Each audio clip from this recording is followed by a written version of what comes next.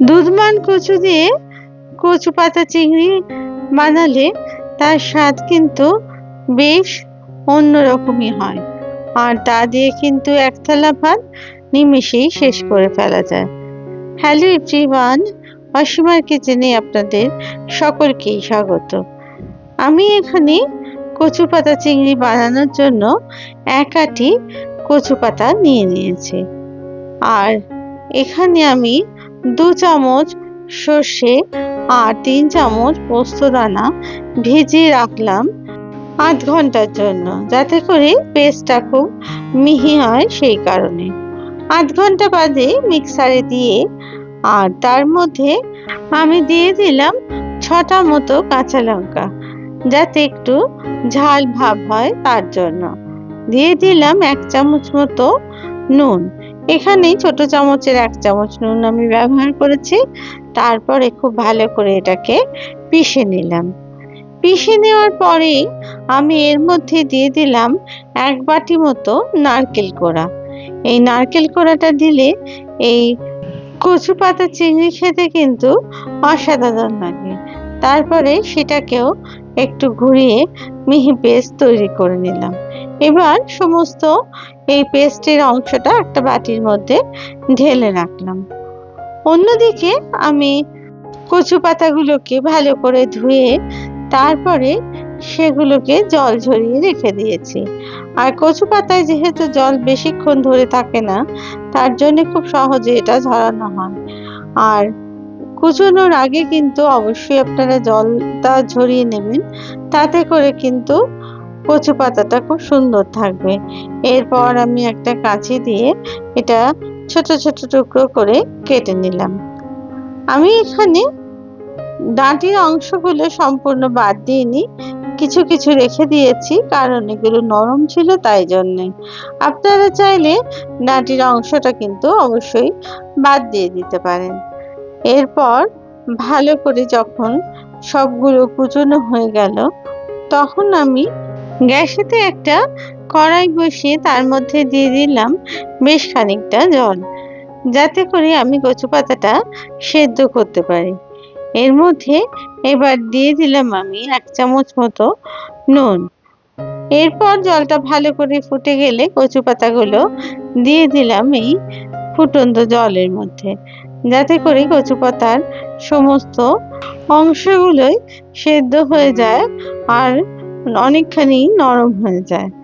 কারণ প্রথমে কিন্তু কচু পাতাটাকে সেদ্ধ করে জলটা ফেলে দিতে হবে। তবে কাটবার সময় আপনাদের হাত যদি আপনাদের চুলকোয়, সেক্ষেত্রে আপনারা 1 চামচ ভিনেগার অথবা 1 চামচ লেবুর রস এই সময় দিয়ে দেবেন, তাহলে সেই কষ্টটা আর পরে হবে না, আর গলাও ধরবে না তাতে করে।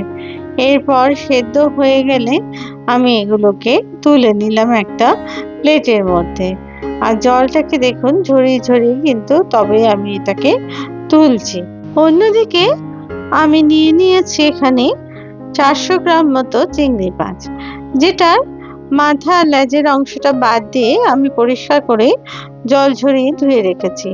দিয়ে দিলাম 1 চামচ মতো নুন আর 1 চামচ মতো হলুদ গুঁড়ো। তারপরে নুন আর হলুদ গুঁড়োটাকে খুব ভালো করে চিংড়ি মাছের সাথে মিশিয়ে নিলাম। মিশিয়ে নিয়ে এটাকে 5 মিনিট রেখে দিলাম। অন্যদিকে একটা কড়াই বসিয়ে তার মধ্যে দিয়ে দিলাম আমি 150 মিলিলিটার মতো সর্ষের তেল। আজকে এই রান্নাটা আমি কিন্তু সর্ষের তেলেই করব, যেহেতু কচু পাতা করছি, আর তার জন্যই আমি আজকে সর্ষের তেলের ব্যবহার করলাম। এরপরে দিয়ে দিলাম চিংড়ি মাছগুলোকে। তবে চিংড়ি মাছগুলোকে কিন্তু বেশিক্ষণ ভাজবো না, জাস্ট এপিট ওপিট একটু নাড়াচাড়া করেই কিন্তু এগুলো তুলে নেব। কারণ চিংড়ি মাছ বেশি ভাজলে সেটা শক্ত হয়ে যায় আর একটু ছিবড়ের মতো লাগে, তার জন্য একটু নাড়াচাড়া করেই আমি এটাকে তুলে নিলাম একটা প্লেটের মধ্যে।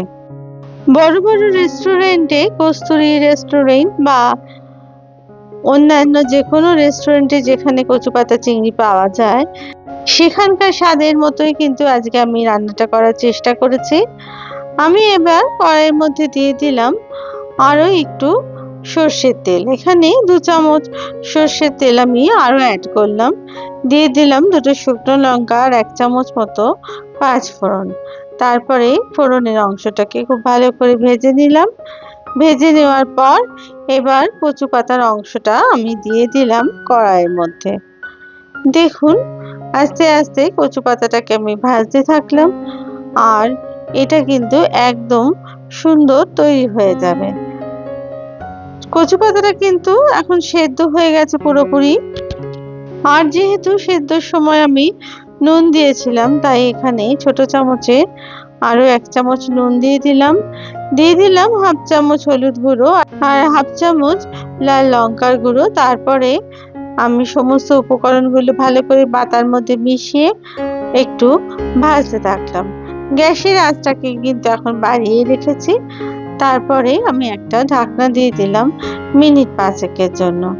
মিনিট 5-এর পর দেখুন জলটা কিন্তু অনেকটাই টেনে গেছে। এরপর আমি গ্যাসের আঁচটাকে এবার কমিয়ে দিলাম, দিয়ে ভালো করে নাড়াচাড়া করতে থাকলাম। এরপর এর মধ্যে আমি দিয়ে দিলাম যে সর্ষে আর পোস্তটা বেটে রেখেছিলাম সেই অংশটাকে, নারকেল কোড়া সমেত। এরপরে এর মধ্যে আমি দিয়ে দিলাম চিংড়ি মাছগুলোকে।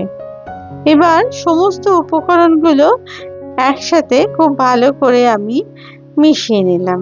আর যতক্ষণ না এই সর্ষে পোস্ত আর নারকেল বাটা পাতার সাথে ভালো করে মিশছে ততক্ষণ কিন্তু নাড়াচাড়া করে যেতে হবে। তাহলে কিন্তু দেখবেন আস্তে আস্তে পাতাগুলো মজে গিয়ে একদম নারকেলের সাথে মিশে যাবে। এবার এরকম করে নাড়াচাড়া করার পরে খানিকক্ষণ ধরে তারপরে আমি দিয়ে দিলাম এর মধ্যে 1 চামচ মতো কাশ্মীরি লাল লঙ্কার গুঁড়ো আর দিয়ে দিলাম 1 চামচ চিনির গুঁড়ো। এরপর খুব ভালো করে আবার এটাকে নাড়াচাড়া করতে থাকলাম আর ভালো করে আমি সমস্ত উপকরণগুলো মিশিয়ে নিলাম। গ্যাসের আঁচটাকে কিন্তু আমি এখন লোতেই রেখেছি, বাড়াইনি। ভালো করে মিশিয়ে নিয়ে আমি তারপরে আবার খানিকক্ষণ হওয়ার জন্য এটাকে একটা ঢাকনা দিয়ে দিলাম। ঢাকনা দিলে ভালো করে এর চিংড়ি মাছের মধ্যে সমস্ত মশলা ঢুকে যাবে আর কচু পাতাটাও সুন্দরভাবে সেদ্ধ হয়ে মিশে যাবে চিংড়ি মাছের সাথে। দেখুন আস্তে আস্তে কিন্তু পাশ থেকে তেল ছাড়তে শুরু করেছে আর এরকম ভাবেই ঢাকা দিয়ে বারবার এটাকে নাড়াচাড়া করে রান্না করে নিতে হবে। আমি একটু নুনটা চেখে দেখবার জন্য আমি একটুখানি চামচ করে তুলে নিলাম। তারপরে এর মধ্যে আমি দিয়ে দিলাম 1 চামচ মতো টমেটো সস। এই সসটা ব্যবহার করলে এর স্বাদটা কিন্তু একটু অন্যরকমই হয়, তাই রেস্টুরেন্টে কিন্তু এই টমেটো সস ব্যবহার করা হয়। আপনারা প্লিজ এটা দেবেন, তাহলে দেখবেন এর স্বাদটা কিন্তু একটু অন্যরকমই হচ্ছে। তারপরে ভালো করে নাড়াচাড়া করে টমেটো সসটাকে মিশিয়ে নিলাম এই কচু পাতার মধ্যে। যখন পুরোপুরি মিশে যাবে আর কচু পাতাটাও একদম নরম হয়ে যাবে সেই সময় এর মধ্যে আমি দিয়ে দিলাম 1 চামচ মতো সর্ষের তেল। এরপরে ভালো করে আবার এটাকে নাড়তে থাকলাম। এই সময় কিন্তু গ্যাসের আঁচটা আমি মিডিয়াম করে দিয়েছি। তারপরে ভালো করে নাড়াচাড়া করে আমি এটাকে তৈরি করে নিচ্ছি। এরপর আবার মিনিট 5-এর জন্য ঢাকনাটা দিয়ে দিলাম। দেখুন পাশ থেকে কিন্তু আস্তে আস্তে তেল ছাড়ছে। বুঝতে হবে যে এই সময় এই কচু পাতাটা কিন্তু একদমই তৈরি হয়ে গেছে। এরপরে আরো মিনিট 5 আমি গ্যাসের মিডিয়াম ফ্লেমে ঢাকনাটা খুলে বারবার নাড়াচাড়া করে এটা শুকিয়ে নিলাম। দেখুন আমার সুন্দর এই কচু পাতার চিংড়ি রান্নার রেসিপি কিন্তু প্রায় শেষ হয়ে এসেছে। আর এই রকম ভাবে যদি আপনারা একবার তৈরি করে নেন তাহলে বুঝতে পারবেন এটা খেতে কতটাই সুন্দর লাগে। এই সময় কিন্তু খুব ভালো করে এটা নাড়তে হবে, না হলে কিন্তু তলায় ধরে যাওয়ার সম্ভাবনা থাকবে। তাই খুব ভালো করে নাড়াচাড়া করে সমস্ত উপকরণগুলো ভালো করে মিশিয়ে নেবেন। এবার আমার রান্না কিন্তু তৈরি। এরপর আমি গ্যাসটাকে অফ করে দিলাম। অফ করে দেওয়ার পরেও মিনিট ২-৩ আমি এটাকে ভালো করে নাড়াচাড়া করে নিলাম। দেখুন কত সুন্দর এই কচু পাতা চিংড়ি তৈরি হয়ে গেল, আর খুব অল্প সময়ের মধ্যে কিন্তু এটা আমি তৈরি করে ফেললাম। পুরো অংশটা তৈরি করতে আমার ১৫ থেকে ২০ মিনিটের মতো সময় লেগেছে। এরপর আমি একটা প্লেটে এটাকে পরিবেশন করলাম। দেখতেও যতখানি সুন্দর হয়েছে, খেতেও কিন্তু ততখানি সুন্দর হয়েছে। তাই প্লিজ আপনারা এটা বানাবেন। আর কেমন হলো আপনারা প্লিজ আমায় কমেন্টসে তা জানাবেন। আপনাদের যদি এই রেসিপি ভালো লেগে থাকে তাহলে প্লিজ লাইক, শেয়ার আর কমেন্টস করতে ভুলবেন না।